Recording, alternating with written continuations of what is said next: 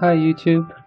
Today I'll be doing an acrylic painting demonstration from this photograph that I took in Nova Scotia, Canada, where I live.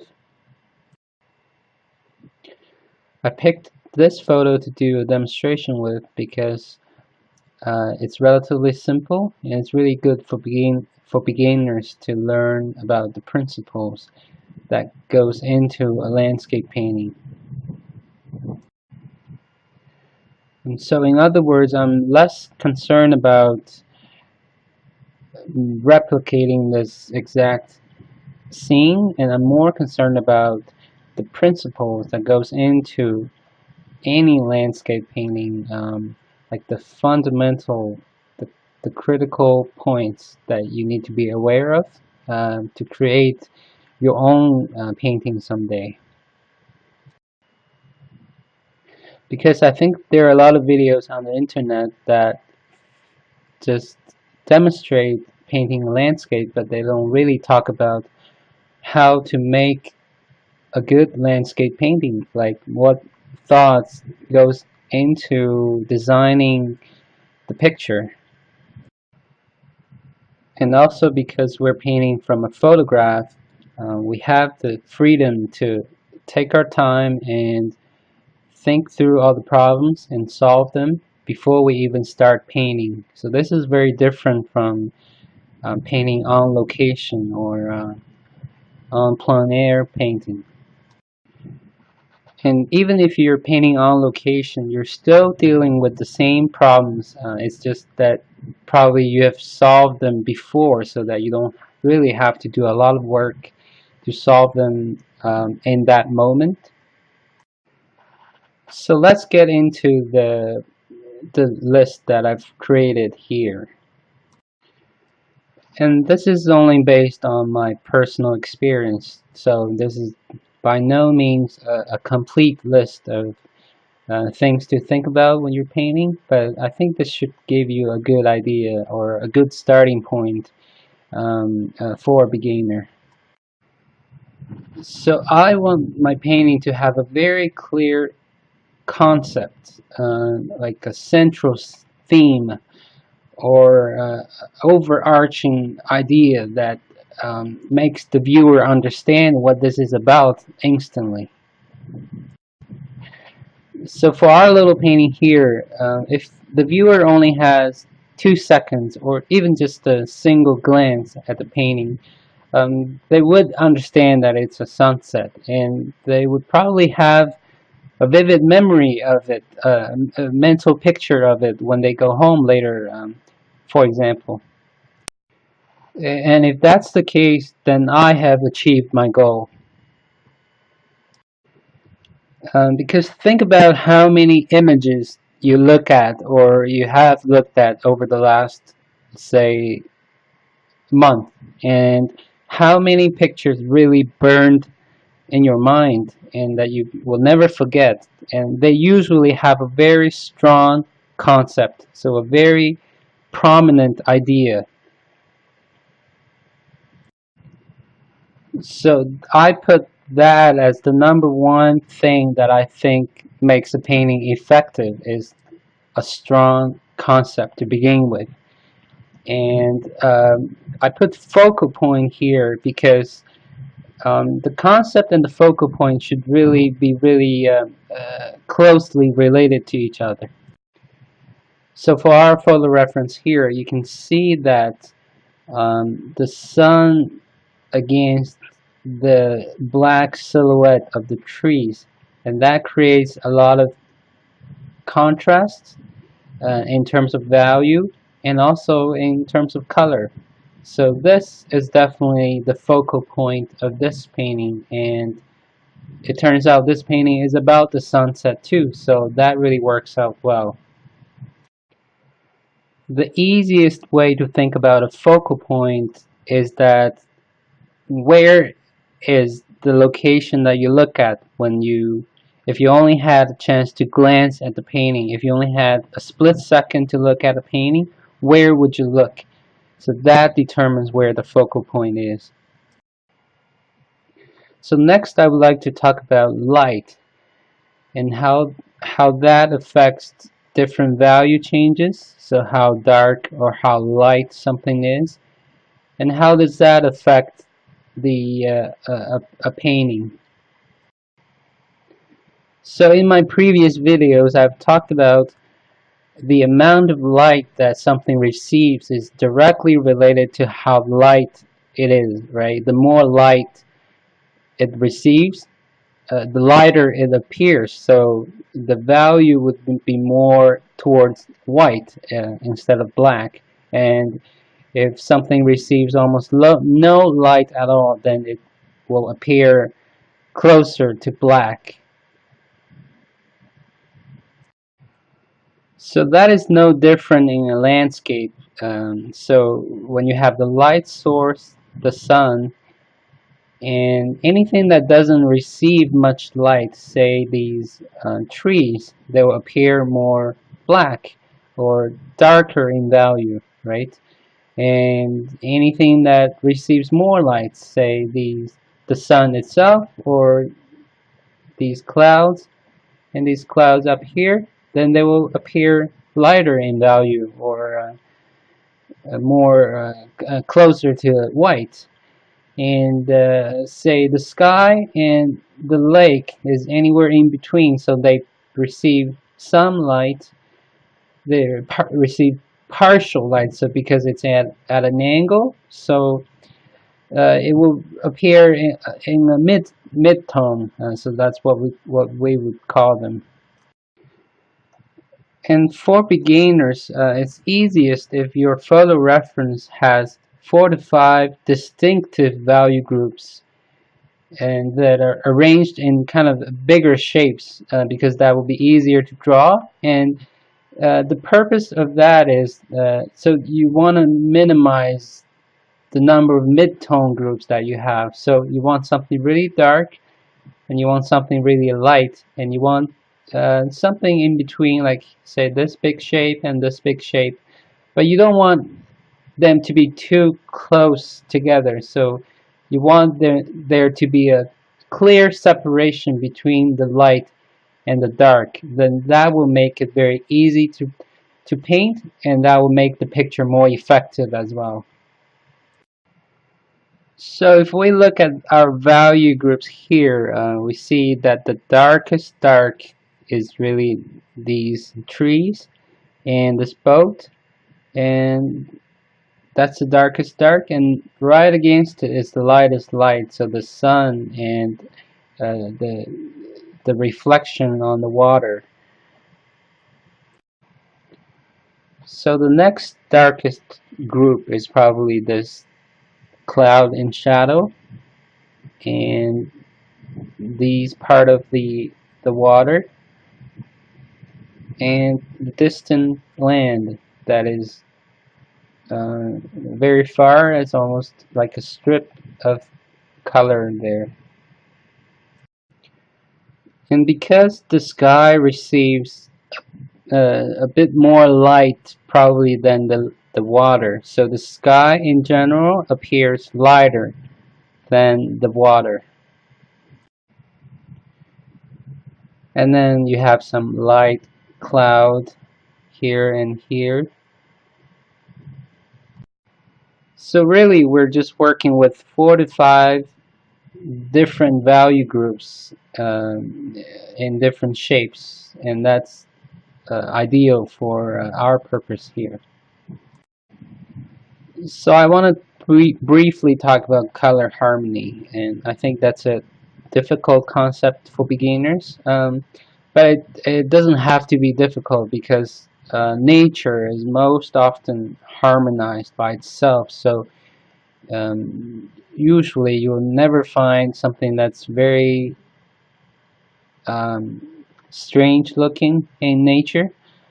And I guess all you have to do is to make sure that in your painting, with this kind of light, you don't put in something that is clearly impossible. So say if I have this bright orange light in this painting, I just need to make sure that I don't have like a very vibrant green that would clearly be kind of impossible because uh, just because of a lighting situation.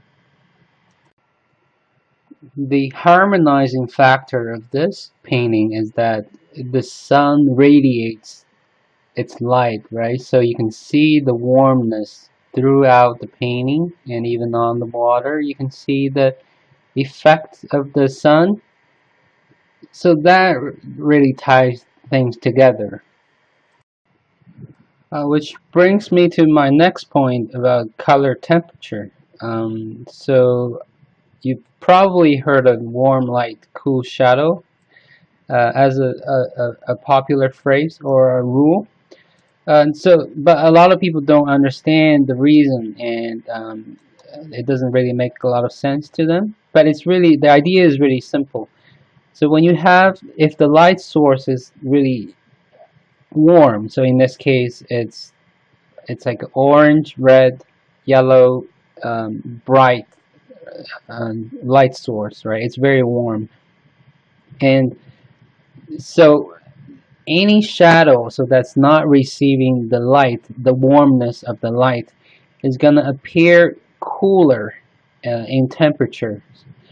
Say example, these ripples right here, and even this cloud, it's, see how cool that is compared to this uh, warmness, right? So everything is relative. So you have a very warm light source, and because of that, anything that's not receiving that light will appear cooler in color temperature. I mean, so that's actually the only reason. So it's not an absolutely cool color, it's just cooler than the light source, if that makes sense. So vice versa, by the same principle, you can have a cool light source, and then the shadow is going to be warmer in that case. It's exactly the same idea, just flipped around. In color scheme wise, you can call this painting like a split complementary color scheme, because you have this orange, red color, and you have everything else is kind of blue, purple. So they're roughly on the opposite ends of the color wheel, and so you would call them split complementary because they're not directly complementary with each other. But I think this works well as a color scheme for this painting. So I want to briefly talk about composition too, because that's often a difficult part of painting for beginners. Um, my approach to that is very simple. You just make whatever is visually pleasing to you or to the viewer, right? And you just kind of follow your heart. I mean, you just need to uh, experiment with something and see if it's working or not. And oftentimes you notice you instinctively know how to change a composition. So in my case, my center of focus or my focal point is right here, and I have something over here, I have something over here, and I have this cloud over here. So they form kind of like a triangle for me, and the focal point is right in the center, and which is kind of nice because it almost locks it inside so that the viewer's eyes can just stay here a bit longer, and I think that works well, so I'll just keep it like that. And composition also has to do with the placement of things and the direction of things and how they relate to each other and the values and shapes. So it's more of an involved topic. So we can talk about that in a future video on its own. And so next up is edges, and you can have lost edge, soft edge, firm edge, and hard edge. And in this painting, I think the only sharp or hard edge is right here, kind of, which is right here in between the sun and the tree, which is good because sharp edge usually happens in the focal point because of how our eyes work, and we tend to focus only in a specific spot, and everything else appear more blurry. And see every other edge in this painting is pretty soft or firm. It's not as hard as this, which is good. And I just need to make sure this is not as hard as that, so it doesn't compete with that. So aerial perspective or atmospheric perspective is a very important concept for beginners because it's an important tool for you to demonstrate depth in your painting. So and see how as it gets further, these clouds get more blurry and this land mass gets blurry. So that's how you show depth in a painting. So the farther it gets, usually it gets a bit dirtier and the edge gets softer and the value gets lighter and things like that. So it's really just a phenomenon of the how the air interacts with the light, I think. And gradation is very closely related to the perspective concept too, because you see how the sky, when it goes like that, it's darker at the top, and when it gets farther, it gets lighter in value uh, through a gradation. So it's all there's no edges. It's all smoothly blended, and you can see like that. And so that's how you know that the sky is getting away from you, kind of. So that's like the reason that this is not like a vertical plane, it's a horizontal plane, right? And same goes for the water. So you can see like these ripples, and it's darker at the bottom and it's lighter over there. So there's a gradation like this too, right? And that's how you know this is not like a vertical body of water, and it's already horizontal. So it's it's flat and it's going towards the sun like this, right?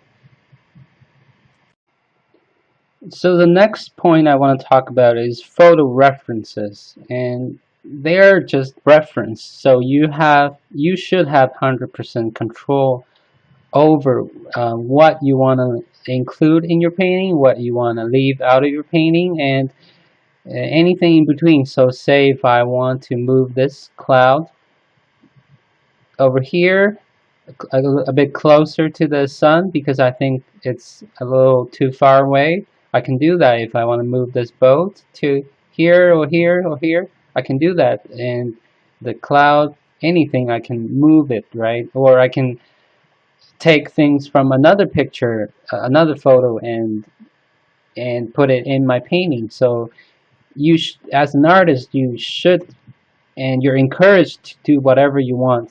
Photos are just for reference. So for beginners, try to simplify anything you can and make it as simple as possible. So leave out any unnecessary details, and because they don't make a painting any better, it's the overall design and the values and the color, and that makes a picture work or not. So try not to be too hung up on the details.